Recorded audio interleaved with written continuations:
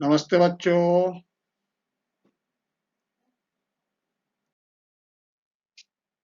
आज हम चर्चा करेंगे अध्याय 2 बहुपद कक्षा 10वीं के बारे में।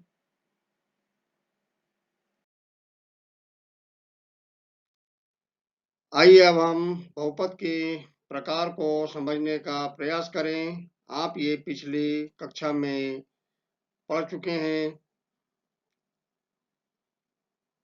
पहला प्रकार है हमारे पास में रैखिक बहुपद। यदि हम रैखिक बहुपद को मानक रूप में लिखना चाहते हैं तो इसे लिखेंगे हम ax प्लस b। द्विघात बहुपद को हम मानक रूप में लिखेंगे ax का वर्ग धन bx धन c।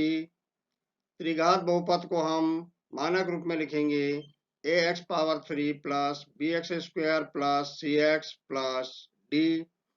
यदि हम रैखिक बहुपद की घात की बात करें तो रैखिक बहुपद की घात 1 होगी, द्विघात बहुपद की घात 2 होगी और त्रिघात बहुपद की घात 3 होगी।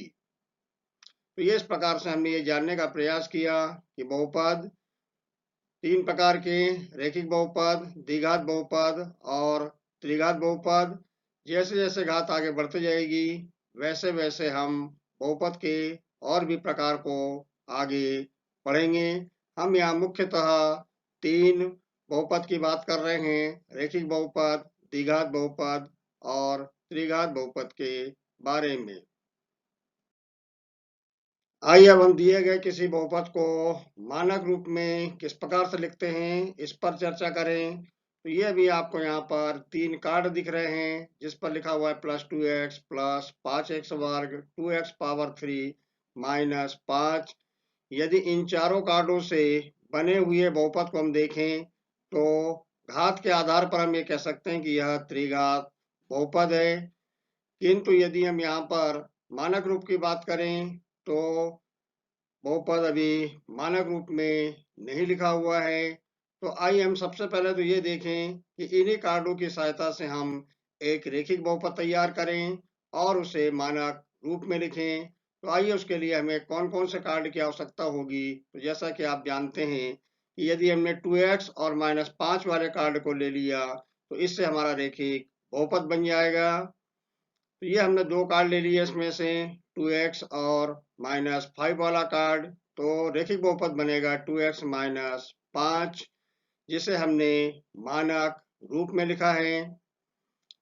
अब हमने 3 कार्ड ले लिए जिसमें से पहले कार्ड पर 5x वर्ग लिखा हुआ है, दूसरे कार्ड पर 2x लिखा हुआ है, तीसरे कार्ड पर -5 लिखा हुआ है। इसे हम कहेंगे कि ये द्विघात बहुपद है और मानक रूप में लिखा हुआ है। अर्थात हमने सबसे पहले बड़ी घात वाले पद को लिखा, फिर उसके बाद उससे छोटी घात वाले पद को लिखा, उसके बाद हमने अचर पद को लिखा है। तो इसे हम कहेंगे कि यह द्विघात बहुपद है जो कि मानक रूप में लिखा हुआ है। आइए अब हम चारों कार्डों को ले लें। तो चारों कार्डों को लेने पर आपने ये देखा कि हमने सबसे पहले 2x पावर 3 को लिखा, प्लस 5x वर्ग लिखा, प्लस 2x लिखा, फिर -5 लिखा है।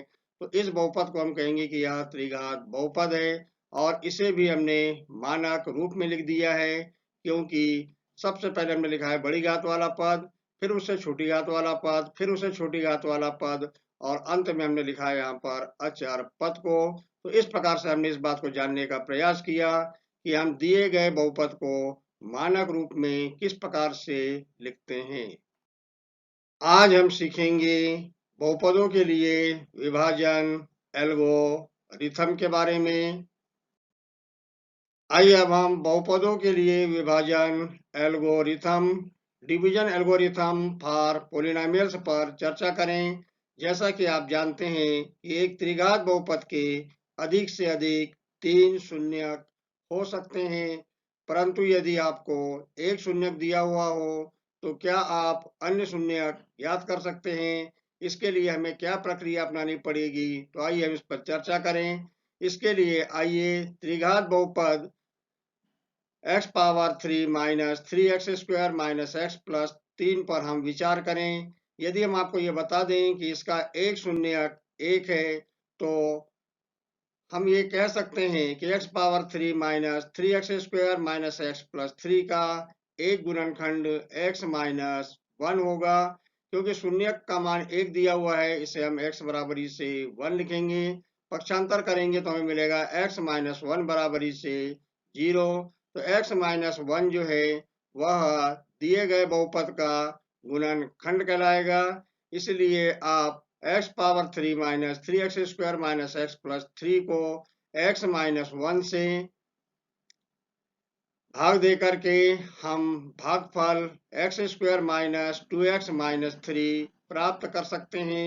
ये कार्य आप लोगों ने कक्षा 9th में किया है। तो ये हमने यहाँ पर देखा कि हमारे पास त्रिघात बहुपद दिया हुआ था और उसका हमें एक शून्यक पता था। शून्यक की मदद से हमने गुणनखंड को प्राप्त किया और उस गुणनखंड का दिए गए त्रिघात बहुपद में हमने भाग दिया, तो हमें मिल जाएगा यहाँ पर द्विघात बहुपद। अब इस द्विघात बहुपद में हम मध्य पद के 2 भाग करेंगे और इसको आगे सरल करके 2 गुणनखंड हम प्राप्त कर लेंगे। फिर 2 गुणनखंडों की सहायता से हम शेष 2 शून्य को प्राप्त कर लेंगे। आइए अब हम द्विघात बहुपद x square minus 2x minus 3 की चर्चा करें कि गुणनखंड यदि हम करेंगे तो गुणनखंड मिलेंगे हमें x प्लस 1 और x माइनस 3, अर्थात x power 3 minus 3x square minus x plus 3 को हम लिख सकते हैं गुणनखंडन के रूप में x माइनस 1 गुना x square minus 2x minus 3 और x माइनस 1 गुना x प्लस 1 गुना x माइनस 3, क्योंकि जब हम x square minus 2x minus 3 में मध्य पद के 2 भाग करेंगे और गुणनखंड करेंगे तो गुणनखंड हमें मिलेंगे x प्लस 1 और x माइनस 3।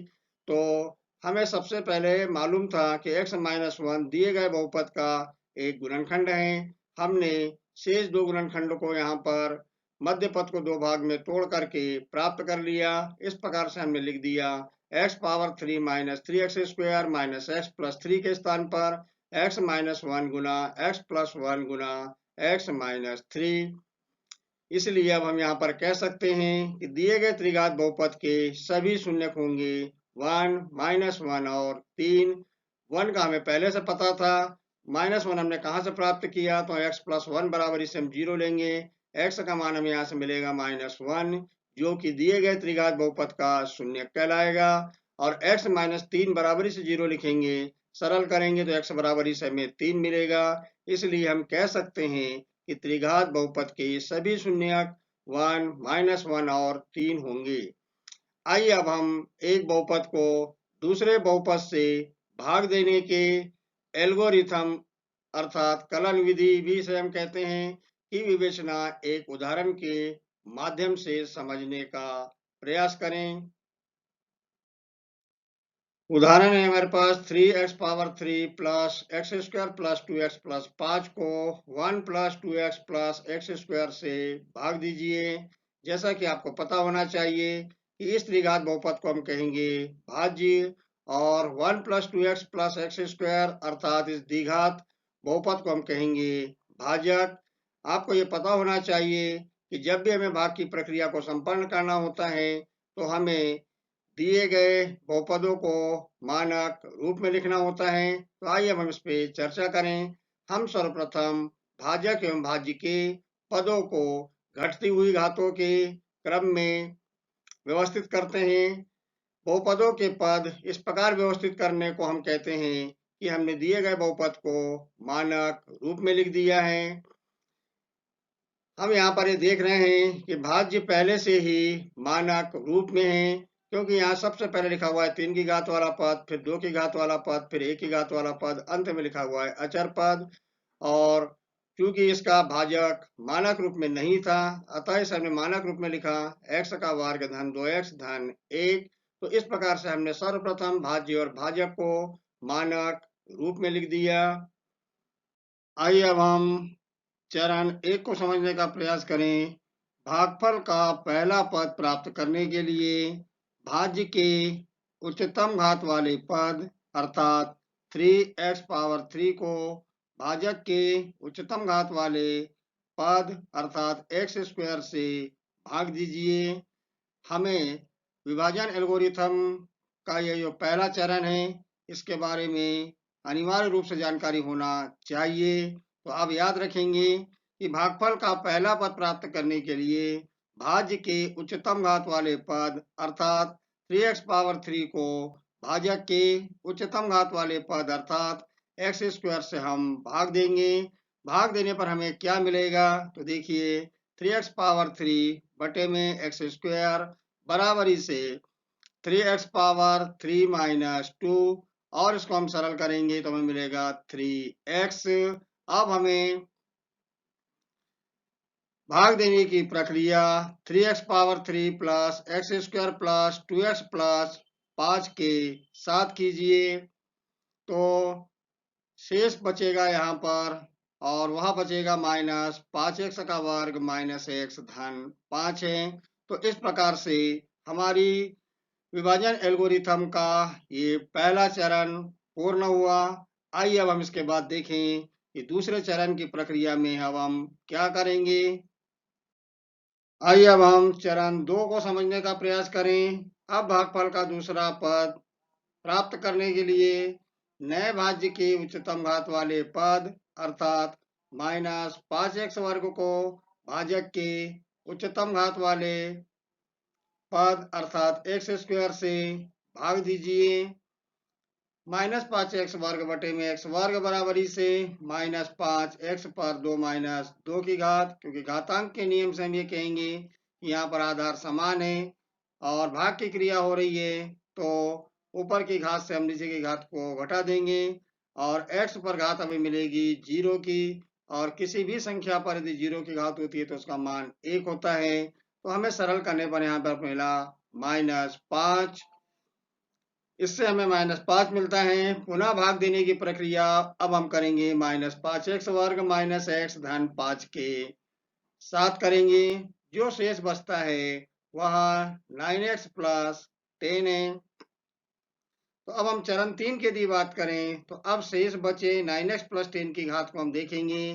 तो यह घात भाजक अर्थात x square plus 2x plus 1 की घात से कम है, अतः भाग देने की प्रक्रिया को अब हम यहीं रोक देंगे। तो इस प्रकार से हमें चरण 1, चरण 2 व चरण 3 में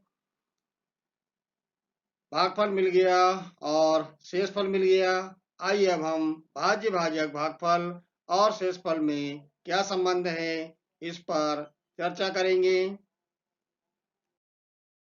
आइए अब हम देखें कि x square plus 2x plus 1 ये भाजक है, 3x माइनस 5 भागफल है और 9x प्लस 10 शेषफल है। यदि हम भाजक का भागफल से गुणा करें और यदि इसमें हम शेषफल को जोड़ दें और यदि इसको हम सरल करें तो हम ये देखते हैं कि हमें मिलेगा 3x power 3 plus x square plus 2x plus 5 जो कि हमारा भाज्य है। तो इस आधार पर हम ये कह सकते हैं कि भाज्य बराबरी से भाजक गुना भागफल धन शेषफल होता है। यदि हम भाज्य को px भाजक को gx मान लें जहां gx शून्य के बराबर नहीं है, तो ऐसी स्थिति में हमें qx और rx मिलेंगे जिन्हें हम कहेंगे भागफल और शेषफल।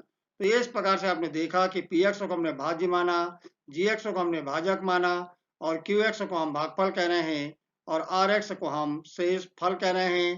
तो px, gx, qx और rx में हम संबंध लिख सकते हैं px बराबरी से gx गुना qx धन rx, जहां rx बराबरी से 0 हो सकता है अथवा rx की घात gx की घात से कम हो सकती है, अर्थात शेषफल का मान या तो 0 होगा अथवा शेषफल की घात भाजक की घात से कम होगी। तो यह निष्कर्ष बहुपदों के लिए विभाजन एल्गोरिथम के नाम से जाना जाता है, जिसे हम डिवीजन एल्गोरिथम कहते हैं। आपने ये देखा कि भाग देने की प्रक्रिया एक से अधिक चरण में संपन्न की है, इसीलिए इसे हम कहेंगे विभाजन एल्गोरिथम या डिवीजन एल्गोरिथम। आइए अब हम चरण 1, चरण 2 व चरण 3 में की गई प्रक्रिया को इस उदाहरण के माध्यम से विस्तृत रूप से समझने का प्रयास करें। तो भाज्य है हमारे पास 3x पावर 3 प्लस x का वर्ग प्लस 2x प्लस 5, भाजक है x square plus 2x plus 1।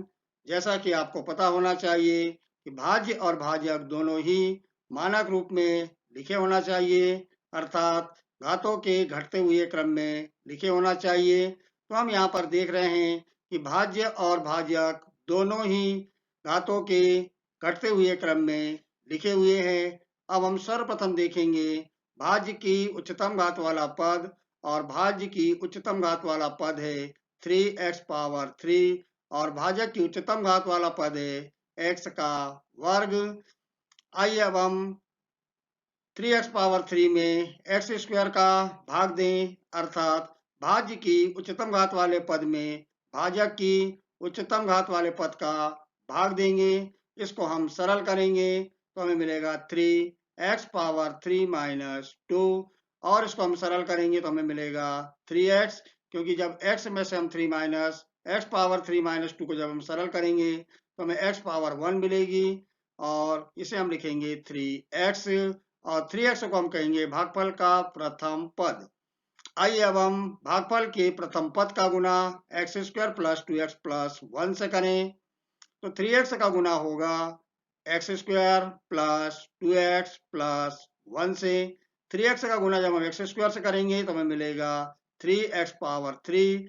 3x का गुना 2x से करेंगे तो हमें मिलेगा 3 दूनी 6 x का वर्ग, और 3x का गुना 1 से करेंगे तो हमें मिलेगा 3x।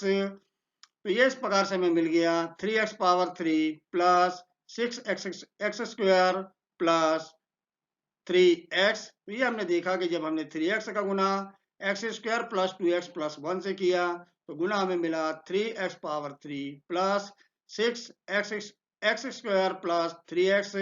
आइए इन पदों को हम उनके निर्धारित स्थान पर पहुंचा दें। तो 3x पावर 3 प्लस 6x का वर्ग धन 3x। घटाने की प्रक्रिया करनी है तो हमें चिन्ह बदलना होगा, तो हमने यहाँ पर चिन्ह बदल दिए। अब हम देखेंगे 3x power 3 minus 3x power 3 cancel हो जाएगा, प्लस x वर्ग माइनस 6x वर्ग के स्थान पर हम लिखेंगे माइनस 5x का वर्ग, क्योंकि असमान चिन्ह है। बड़ी संख्या अर्थात 6 में से हम 1 को घटाएंगे तो बचेगा 5। बड़ी संख्या का चिन्ह यहाँ पर माइनस है तो यहाँ लिखेंगे माइनस 5x का वर्ग। उसी प्रकार से हम प्लस 2x माइनस 3x के स्थान पर लिखेंगे माइनस x, क्योंकि यहाँ पर असमान चिन्ह है। 3 में से हम 2 घटाएंगे तो बचेगा 1। बड़ी संख्या का चिन्ह अर्थात 3x का चिन्ह है हमारे पास में माइनस, तो यहाँ हम लिखेंगे माइनस x, और प्लस 5 को हम यहाँ पर ज्यों का त्यों लिख देंगे। तो इस प्रकार से आपने ये देखा कि माइनस 5x वर्ग माइनस x धन 5 अभी यहाँ पर कहलाएगा शेषफल, किंतु यह शेषफल नया भाज्य हो जाएगा, क्योंकि इसकी जो घात है वह भाजक की घात के बराबर है। तो अभी हम प्रक्रिया को आगे बढ़ाएंगे, अर्थात नए भाज्य की उच्चतम घात वाला पद है यहाँ पर माइनस 5x का वर्ग, और भाजक की उच्चतम घात वाला पद है x का वर्ग। तो हमें भाग देना है माइनस 5x वर्ग में x वर्ग का। तो माइनस 5x वर्ग बटे में x वर्ग को हम सरल करेंगे तो हमें मिलेगा माइनस 5, x पे घात हो जाएगी 2 माइनस 2 की, और 2 माइनस 2 करेंगे तो 0, अर्थात x पे घात मिलेगी 0 की। किसी भी संख्या पर यदि 0 की घात है तो मान उसका 1 होता है। तो इस प्रकार से माइनस 5 x वर्ग बटे x वर्ग को सरल करने पर हमें मिला माइनस 5, और माइनस 5 को हम कहेंगे कि यह भागफल का द्वितीय पद है। भागफल के इस द्वितीय पद का गुना हम करेंगे x का वर्ग धन 2x धन 1 से। माइनस 5 का गुना जब x वर्ग से करेंगे तो मिलेगा माइनस 5x वर्ग। माइनस 5 का गुना जब हम 2x से करेंगे तो हमें मिलेगा माइनस 10x, और माइनस 5 का गुना जब हम 1 से करेंगे तो हमें मिलेगा माइनस 5। तो इस प्रकार से हमने लिख दिया माइनस 5x का वर्ग माइनस 10x माइनस 5। आइए इन पदों को हम उनके निर्धारित स्थान पर पहुंचा दें। तो माइनस 5x वर्ग माइनस 10x माइनस 5 चूंकि घटाने की प्रक्रिया करनी है अतः हम चिन्ह बदलेंगे। तो तीनों जगह माइनस साइन थे अतः हमने यहाँ पर साइन लगा दिए, अब प्लस के धन के चिन्ह लगा दिए हैं। माइनस 5x वर्ग प्लस 5x वर्ग निरस्त हो जाएगा। माइनस एक्स प्लस 10x के स्थान पे हम लिखेंगे 9x प्लस 5 के स्थान पे हम लिखेंगे 10। इस प्रकार से हमें शेषफल मिला 9x प्लस 10 और इस शेषफल को हम कहेंगे कि इसकी जो घात है वह भाजक की घात से कम है, अतः हम भाग देने की प्रक्रिया को अब और आगे नहीं बढ़ा सकते हैं। तो इस प्रकार से आपने ये देखा कि हमने एक बहुपद में दूसरे बहुपद का भाग दिया और हमने भागफल एवं शेषफल को प्राप्त किया। भागफल हमें मिला यहाँ पर 3x - 5 और शेषफल मिला हमें 9x + 10। जैसा कि आप जानते हैं कि यदि हम इस भाज्य को प्राप्त करना चाहते हैं तो हम भाजक से भागफल का गुणा करेंगे और उसमें यदि हम शेषफल को जोड़ेंगे तो निश्चित रूप से हमें भाज्य की प्राप्ति हो जाएगी। हमें यहाँ पर केवल भागफल बताना था और शेषफल बताना था, तो हम अपने प्रश्न का जवाब दे सकते हैं कि भागफल का मान होगा 3x - 5 और शेषफल का मान होगा 9x + 10। तो ये इस प्रकार से आपने यहाँ पर विभाजन एल्गोरिथम, डिवीजन एल्गोरिथम का उपयोग करते हुए एक बहुपद में दूसरे बहुपद का भाग देना सीख लिया। आइए अब हम एनसीईआरटी की बुक का क्वेश्चन नंबर 2 हल करें। पहले बहुपद से दूसरे बहुपद को भाग करके जांच कीजिए कि क्या प्रथम बहुपद द्वितीय बहुपद का एक गुणनखंड है।